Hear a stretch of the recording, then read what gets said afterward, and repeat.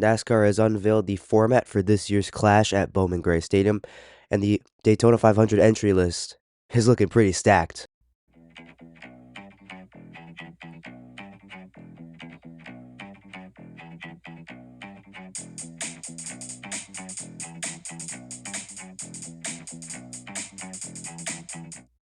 How's it going, everybody? Welcome back to Talkin NASCAR. I am your host, Andrew. It's been a little while since I've last talked to you guys. It's been a little bit over a week since I've done an episode on this show, but that was due to some illness that I have been going through over the last week or so. You could still hear it in my voice, obviously. I'm gonna try my best not to have any of my sniffling or any of my coughing in the recording here, but I can't guarantee anything.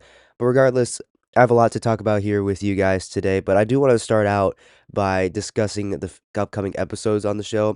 Obviously, you're gonna have this one coming out here today on Friday, but then over the next couple of days, I do plan on making a 2026 NASCAR preview, more specifically for the Cup Series. I may do a or an O'Reilly Auto Parts Series and Truck Series preview if I can. Those may be like combined into their own video because I frankly don't have a lot to talk about there. There isn't nearly as much, uh, especially on the expectation side of things for drivers as the Cup Series is. So I don't know if I'm necessarily going to do that, but I might just do a preview for those for all three series coming out here very, very soon. So I will have a preview dropping probably either on Sunday or Monday, depending on how well I'm able to get to that. And I'm not going to be able to post any more content pretty much until the night of the Clash. I do plan on making a uh, kind of reaction episode or a kind of wrap up on that. It's not going to be very long. It's definitely not going to be. I might make that either on Monday night or Sunday night, depending on what time it is in the day, because I do have school the next day. So yeah, I'll definitely not very clear on what my schedule is going to be, but I have an idea of what I'm going to do upcoming for the episodes going forward. So hope you guys are ready for that. Again, sorry that I haven't been able to post over the last couple of days. It's just been a bit pretty busy schedule for me. It's still very busy as we get into the first month of the year, and I've been sick, so that hasn't helped a lot either. But the first bit of NASCAR news do want to talk about here is Calling Racing, and specifically their Truck Series program, have landed two pretty major sponsors for their two Truck Series teams. One of them, the 10 truck of Daniel Dye, and the 12 truck of Brendan Queen. First, for Daniel Dye, they have landed Mopar as a full-time sponsor for this year, and then Brendan Queen's truck has landed Cummins as a full-time sponsor this season. Mopar, I believe, is actually returning to NASCAR as a primary sponsor for the first time in like a decade. I read somewhere, I'm pretty sure. And then Cummins has been around in NASCAR for quite a little bit now. It's been mostly a contingency sponsor. For many teams over the decades, for the last decade, it's been some primary sponsors for other teams here and there, but they will truly be on the truck for the first time as a primary sponsor for a full season, at least for the first time in my memory, if I can recall. So, as a team for Calling Racing that struggled to secure funding for drivers, this is definitely huge for them, landing two major sponsors for two trucks out of their five trucks. Staying with the truck series real quick, Connor Mozak and Spire Motorsports announced that Connor Mozak will be making a part-time schedule with the number 7 truck this season. He'll probably be running about 12 races, splitting that ride with several drivers, with Brian Patty still as the crew chief. Connor Mozak was with the team back in 2024, and that is really what earned him the opportunity to go full-time at McAnally Hilgeman Racing this past season in the truck series. But now, this year, he's been downgraded to having only a part-time season or part-time schedule. But I like Connor Mozak a lot. He's a very good road course racer. No one can deny that. So I'm very excited to see what he can do behind a really, hopefully, competitive Spire Motorsports Chevrolet Silverado. Next up, ThorSport has found a new driver to fill out their full-time lineup for next season. That is Cole Butcher. He will be driving the number 13 truck full-time next season. Last year's driver, Jake Garcia, will be now moving to the number 98 truck to fill Ty Majeski's hole as Majeski moved over to the 88 to replace Matt Crafton. So Cole Butcher, he is a Canadian late model champion, and he's also been competing with Stuart Friesen. He made some starts actually with Stuart Friesen's team in the Truck Series this past year, and actually performed pretty well in his first couple of Truck Series starts. So, but ThorSport definitely is a good opportunity for him. They have not announced any partners yet, but I imagine that Cole Butcher is bringing on some partners with him to that team as well. I think ThorSport is very excited about him. I don't really have many expectations for Cole Butcher. Don't really know a lot about him, but I will say this based off the track record that Stuart Friesen has given in the NASCAR Craftsman Truck Series. I mean, that gives me a little bit of optimism for what Cole Butcher can do with ThorSport trucks, a very competitive Ford team. So we'll see how Cole Butcher does in the number 13 truck full time for ThorSport in 2026. Next up, moving on over to the O'Reilly Auto Parts Series, Barrett Cope Racing, the new team from Stan Barrett Motorsports and Cope Family Racing, announced that Carson Ware will be running a part-time schedule with the team. He will be making his first start at Daytona to open the season. Carson Ware, most famously known for being the son of Rick Ware, owner of Rick Ware Racing in the Cup Series, and the brother of Cody Ware, full-time driver in the Cup Series. Carson Ware, he's done some kind of bad stuff in the world, but he's back racing in NASCAR and he's able to get a start somehow. I don't know how, but we rise. So again, no expectations for Carson Ware, but Barrett Cope Racing, they're filling out their entire roster right now with Baltagar Laguzamon, and now they just added Carson Ware to their lineup as well. Moving on over to SS Greenlight Racing, they announced that Cole Custer will be making 5 starts for the team in 2026. He will be sharing the ride with Garrett Smithley and Alex LeBay in the number 0 SS Greenlight Chevrolet. So Cole Custer, he has raced for SS Greenlight Racing before. I think the last time he did race for them was back in 2022 when he was last in the Cup Series on a full-time basis. And SS Greenlight was a Ford team, so I think he was driving in the '07. So now he'll be driving the 0 car part-time with 5 races. So Cole Custer, he's an Xfinity Series, O'Reilly Auto Parts Series champion. So he should be very competitive, and we've seen him be competitive in SS Greenlight racing equipment before. Back down to the truck series for a moment, real quick. Nice Motorsports has signed a pair of interesting drivers. I'll just say that first. First, Nice Motorsports announced that Ricky Stenhouse Jr. will be making 2 starts for the team in the number 45 truck. He'll be running Daytona and Atlanta to start out the year. So Stenhouse, this will actually be his first Craftsman Truck Series starts in his career. So, yeah, no better time I think he's like, what, 30 something? I think he's like 33, I'm pretty sure, is Ricky Stenhouse Jr. So, no better time to make your first Craftsman Truck Series starts, Ricky. But yeah, running Daytona and Atlanta, 2 super speedways, big ovals. East Motorsports has signed Landon Lewis and as well Tyler Reef, but I don't know if they're age eligible yet. I don't think Landon Lewis is actually eligible, so Stenhouse is probably the guy that's just coming in to put a competitive truck out there. He's a guy that probably also brings some sponsorship with him too. So Nice brought him in for that reason probably. And then Nice Motorsports also signed Travis Pastrana. He'll be driving the number 42 truck at Daytona to open up the season with Brunt Workwear as a partner. So this will be Travis Pastrana's first appearance in NASCAR since 2023 when he ran the Truck Series opener at Daytona with Nice, I believe in the 41 truck. And he also competed in the Daytona 500 with 2311 Racing in their now iconic number 67 car. I'm not going to say it, guys. I'm not going to say it. I'm not that far gone yet. So, yeah, Travis Pastrana and Ricky Stenhouse Jr. coming back to the Truck Series with Nice, and we will see them both on the track at Daytona only in a couple of weeks. Real quick, Ford also announced a couple days ago that they are unveiling their brand new Ford Mustang Dark Horse SC that will become the body for the Ford teams in the Cup Series and the O'Reilly Auto Parts Series for the rest of the season. So that will be debuting in 2027. And I saw the images of it. Yeah, the car is exactly the same. I mean, it looks like the Ford Mustang. I mean, they still got the flared fenders. They got the grill still looks very similar. So it doesn't really look any different. I mean, maybe they made some changes under the hood, but I haven't seen it. So yeah, I'm not really moved by this, but I thought that'd be worth something to share for any Ford fans that may be out there. Next up, back down the trucks here for a second.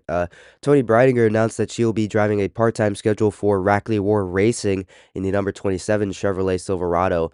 So this is a very interesting move. I was not expecting this, to be honest. I thought that Tony Breidinger was going to be a driver that would stick around with Tricon Garage in the number 5 truck. I mean, for Tricon, this is a massive loss because Tony Breidinger brings in a lot of sponsorship for them. I mean, she brought in Dave and Buster's. I think she brought in Victoria's Secret as well. Some very big brands, and she brought in Raising Cane's too as well. So I mean, Tricon like absolutely lost the bag on this one, if you know what I mean. But for Rackley War, I mean, I don't understand. Like again, I just mentioned that Tony Breidinger brings a lot of cash with her. Yeah, this is definitely what Rackley is getting out of this is they're going to get a lot of cash. Like maybe Tony Breidinger will surprise us. I'll just say that because what we've seen on track with Tony Breidinger hasn't been spectacular. It hasn't been necessarily good. It's been just yeah. You know that she's out there, but you're just not really going to see her up front very often. Like especially compared to Corey Heim or Tanner Grave, and I mean Tanner Gray, I would say is more consistent than Tony Breidinger. So that's definitely a thing that I gotta keep in mind, but yeah, Rackley, I mean, don't understand, I don't know if they have a plan for Tony Breidinger. I don't know what Tony's plan is, like, maybe she's gonna go find another, team to go fill out a full-time schedule with more sponsor money, so maybe we'll see, but I really thought that Tricon was gonna try to keep Tony Breidinger around a little bit long term and just keep that sponsorship money flowing, but I guess not. Tricon, I guess, would probably just be going now to a rotating lineup. Maybe they'll drop a truck. They already have Jimmy Johnson announced for the one truck at San Diego, so I imagine that they're gonna be running like a rotating door of drivers in that one truck. For the five truck, there's still some other free agents out there. I mean, Kaz Grala, I know has a relationship with Toyota, but I don't know if he has the money, and I really don't think that Tricon's gonna be looking to go get someone that is actively brings in less money than Tony Breidinger and may not perform much better than her. No disrespect to Kaz Grala, he's one of my favorite drivers that I'm always rooting for, but I'm very interested to see what Tricon is gonna do. Like if they're gonna drop a truck or if they're gonna find someone else to replace her full time, or if they're gonna have another all-star truck with two all-star trucks in. Based on what I saw with Spire Motorsports last year with the 7 and 07, it didn't go very well with two all-star trucks. We'll see. Heidi Ho, Nick Sanchez is still out there. Just saying. Next up, we actually got to jump down to the ARCA Menard series, and specifically the ARCA Menard series West. I don't do this very often. I don't talk about the ARCA Menard series news, but we don't have to, but I feel like it's important. For one, Haley Deegan is returning to NASCAR. She'll be driving the full schedule of the ARCA Menard Series West season with Bill McAnally Racing in the number 16 Chevrolet with Napa and Monster Energy on board.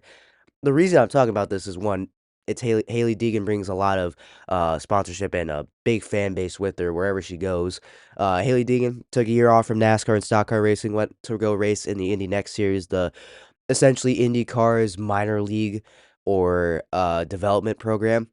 But now she's coming back to Star Kart Racing with Bill McAnally Racing in the ARCA Menard Series. Before she left for the Indy Next Series, she has driven in the Truck Series. She's driven basically half a year in the O'Reilly Auto Parts Series. Her O'Reilly Auto Parts Series career, or half of it, I should say, wasn't very good. I mean, she was signed by AM Racing to be their new anchor driver to replace Brett Moffitt, essentially, and it didn't go very well. She struggled to finish races, didn't have consistent pace, and got let go at Chicago. Was replaced by Joey Logano. And in their Truck Series career, wasn't really anything special. She struggled with David Gilliland's team before it was Tricon Garage, and they switched to Toyota. She struggled with Thor Sport, even though that was a championship caliber team, as obviously proven by Ty Majeski winning championships and Ben Rhodes winning championships.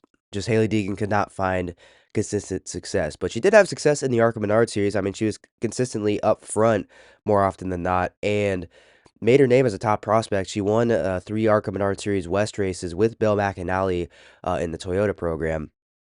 But after she switched from Toyota to Ford, it really was not really good for her. I mean, Ford kind of stalled her out, in my opinion, but that's neither here or there. She did say she is planning on making some truck series starts. I imagine that's going to be in the 16 truck. Probably one of McAnally Hilgeman Racing's part-time entries. They have no full-time spots open. They had all their drivers signed. So, yeah, thought I mentioned that. We'll see how she does with Bill McAnally Racing in the ARCA Menard Series and how she does in her couple truck series starts. I mean, she's, again, won 3 races over 2 years. I mean, not particularly impressive, but we'll see how she does. She has success there. We'll see. Let's move on over to talking about the Cup Series and the Cookout Clash at Bowman Gray Stadium. NASCAR announced the format for this year's running of the Clash. It's going to be very similar to what it was from 2025. You're going to have 3 groups for practice, and you're going to have 3 sessions for each group, and each competitor's fastest lap will set the lineup for the heat races. They're gonna have four 25 lap heat races. And they're gonna have about 40. They're gonna have 40 slots, but not every single heat is gonna have 40.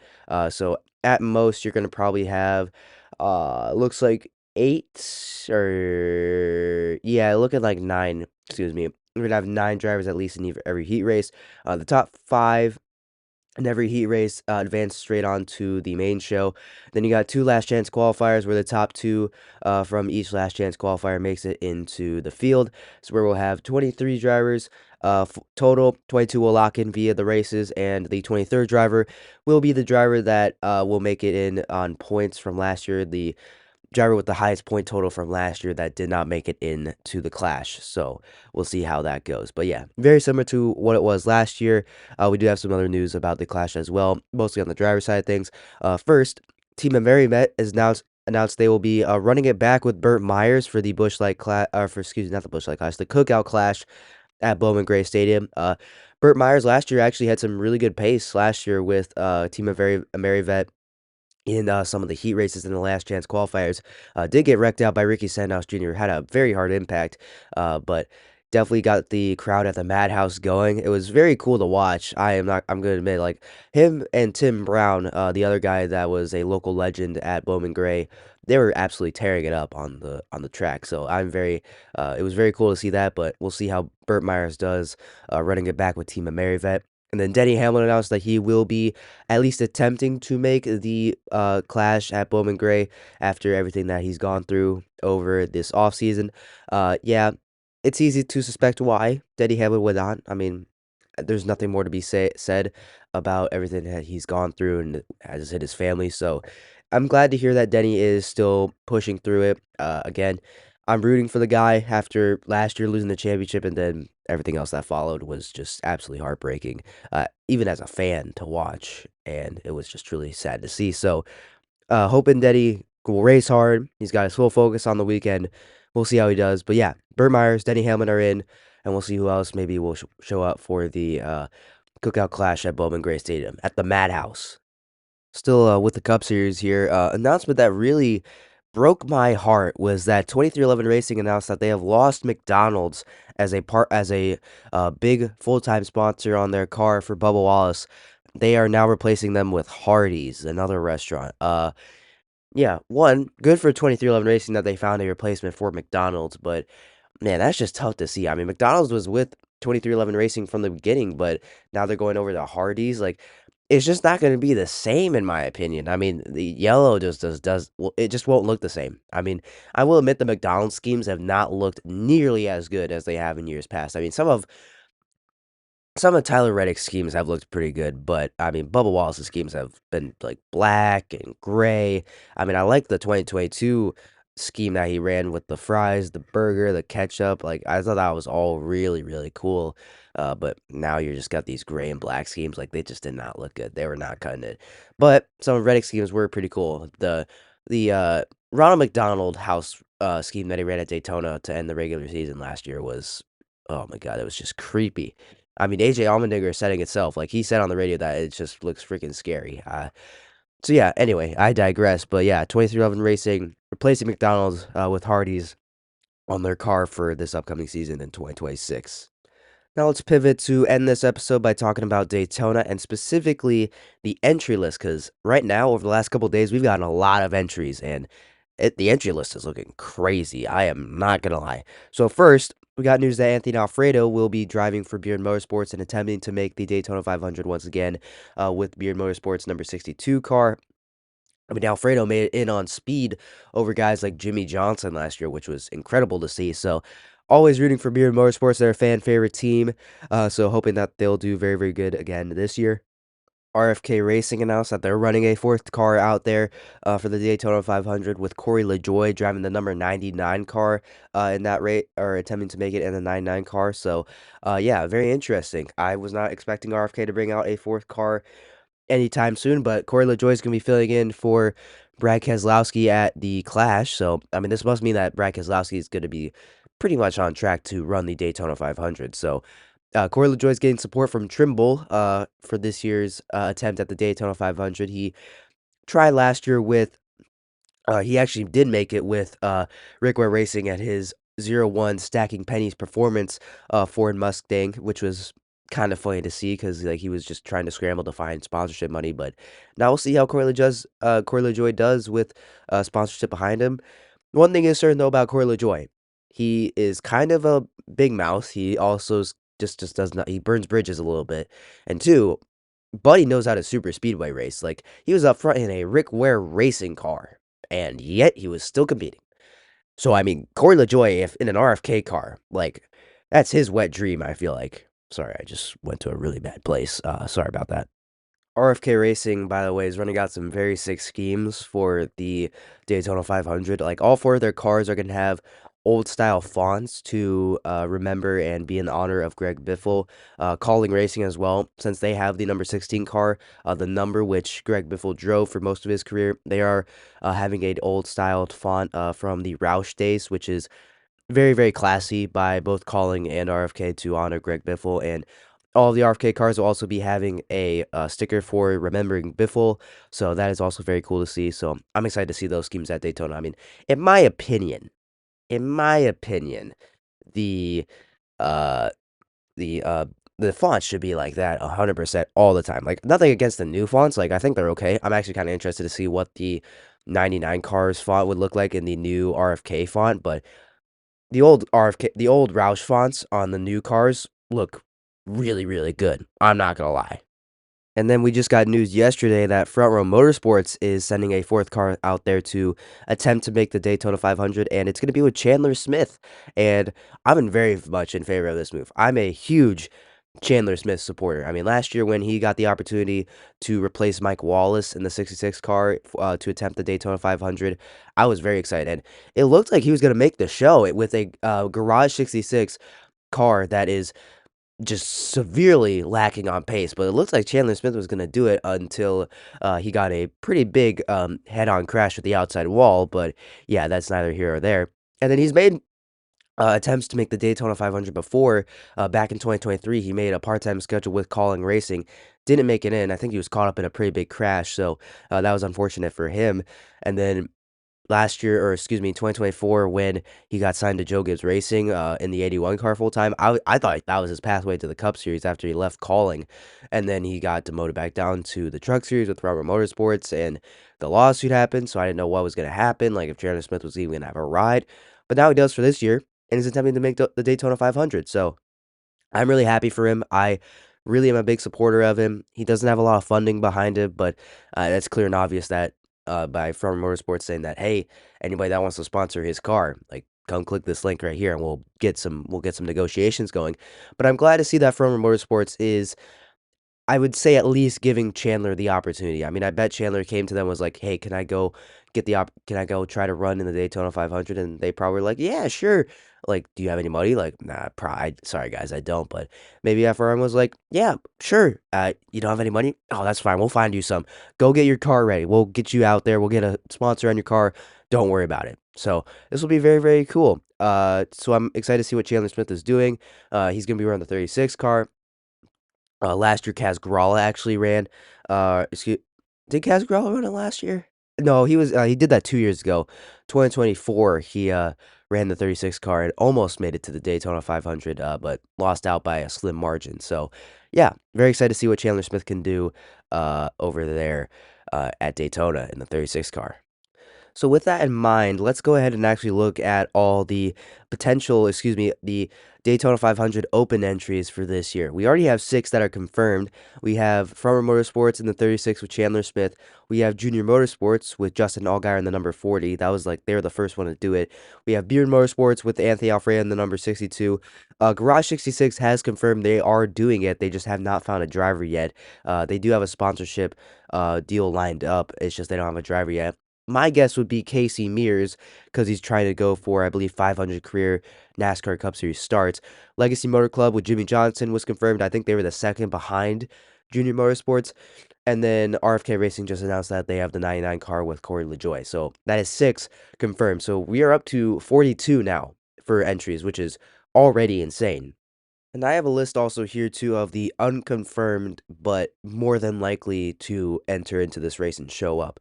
The first is Richard Childress Racing in the number 33, and most likely the driver would be Austin Hill. Maybe it would be Jesse Love, but most likely it would be Austin Hill, since it is most likely he will be the one to replace Kyle Busch if he does leave in free agency after this season.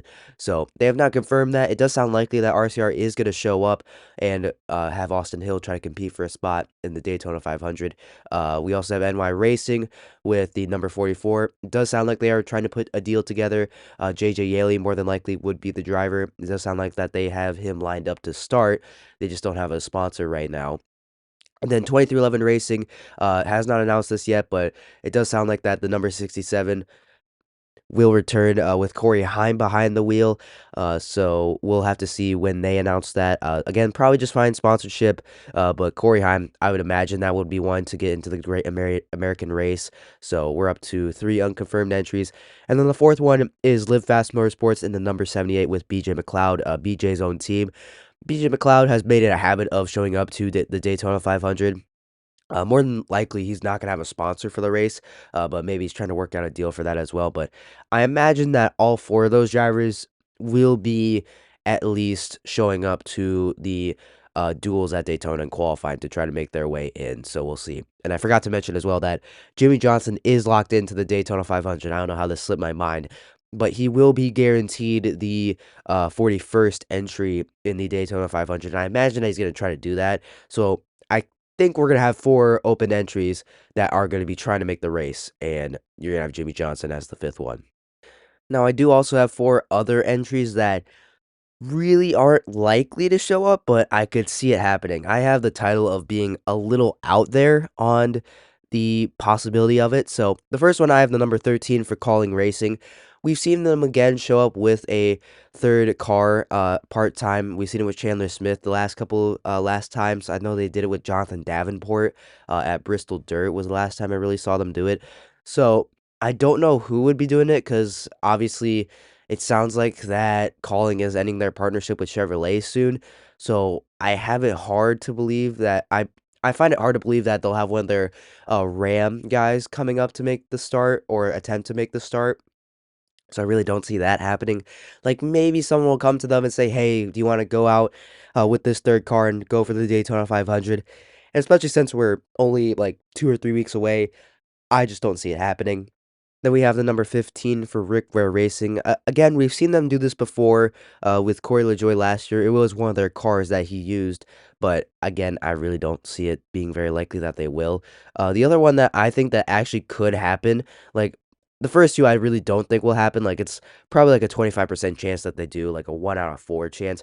But this next one I would say is like a 50 to 60% like optimism, I guess.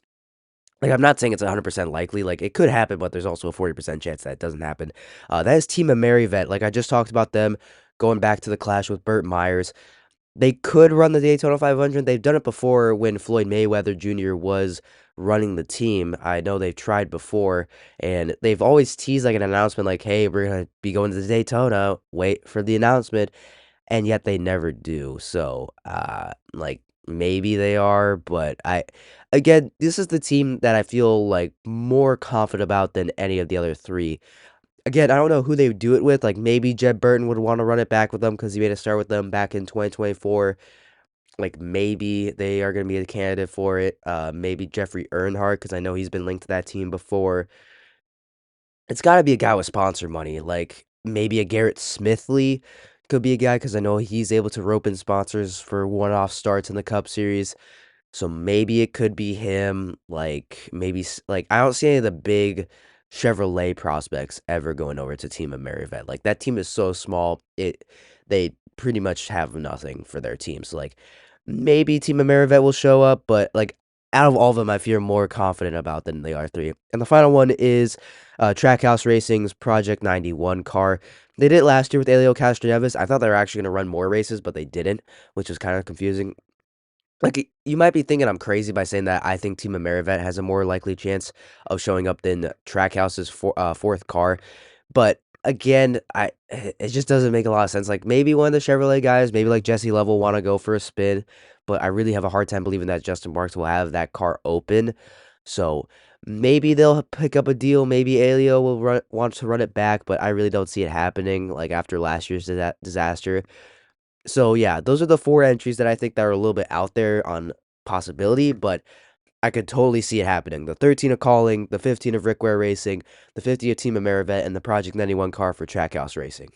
But more than likely, I'm thinking that we could have at least 10 entries showing up to the Daytona 500 with all a very possible shot at making it, which means 6 cars could be going home disappointed after Daytona, which is insane to think about. We haven't seen an entry list this big.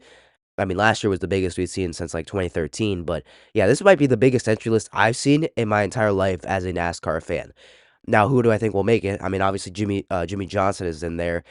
I do have to believe that Justin Allgaier will make it in the number 40 car. I would probably have to lock him in. I think Anthony Alfredo as well would make it in. I mean, Beer Motorsports has just a really good program for super speedways. It's kind of insane at this point. So then it's really between Chandler Smith, in my opinion, Corey LaJoie, Austin Hill, Corey Heim, and BJ McLeod. So that's 5 drivers that are all going for it. I mean, Chandler Smith, I already mentioned, had a really good shot last year, but got out, didn't make it because of a crash.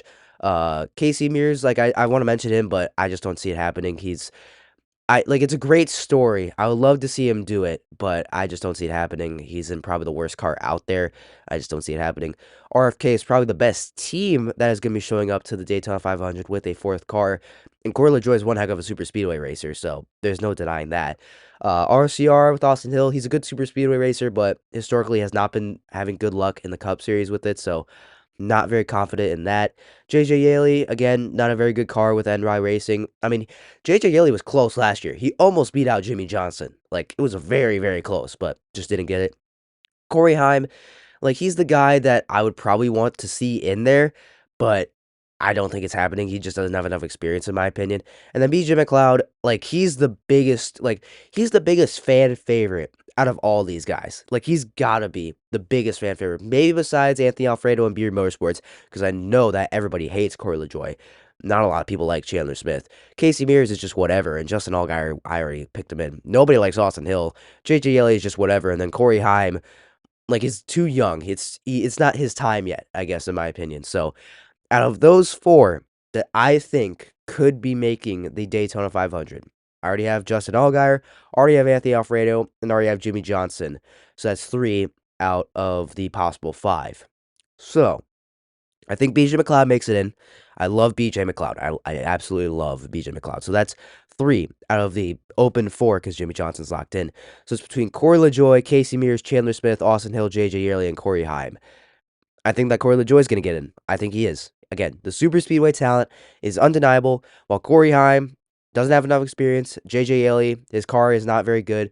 RCR and Austin Hill, inexperience as well. Chandler Smith, a little bit of inexperience there as well. Like, out of everybody besides them, I think that Chandler Smith's going to have the best opportunity. I think he's going to have the best chance because he's probably in the best car compared to Corey Heim that could challenge Corey LaJoie, in my opinion. So, the 5 drivers I have making it into the Daytona 500, I should say 4 because Jimmy Johnson's already locked in.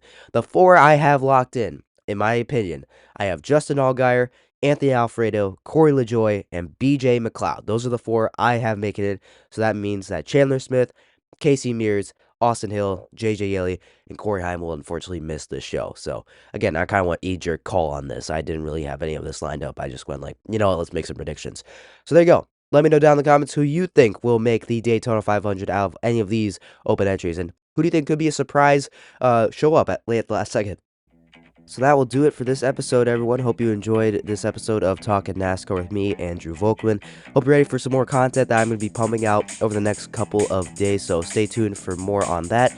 If you liked what I'm doing over here, go check out my other show, Talking Sports with Miles and Andrew, the show I co-host with my good buddy Miles, where we talk about not just NASCAR, but baseball, basketball, football, a little bit of hockey, a little bit of soccer, a little bit of everything is in there, but primarily the big 3, basketball, football, baseball. So you can expect all those 3 over there. So go check it out. I'll have those linked down in the description below. If you're listening on YouTube to this show, please like and subscribe. It will really help out the channel. And if you're listening on any other podcast platforms, follow this show so you never miss another episode. And share it with your friends. I want to get more listeners, so share it with your friends if you think they may like it. But that will do it for me, everyone. Hope you enjoyed this episode. Again, links down in the description to all the websites, and I'll see you in the next episode. Take care, everybody.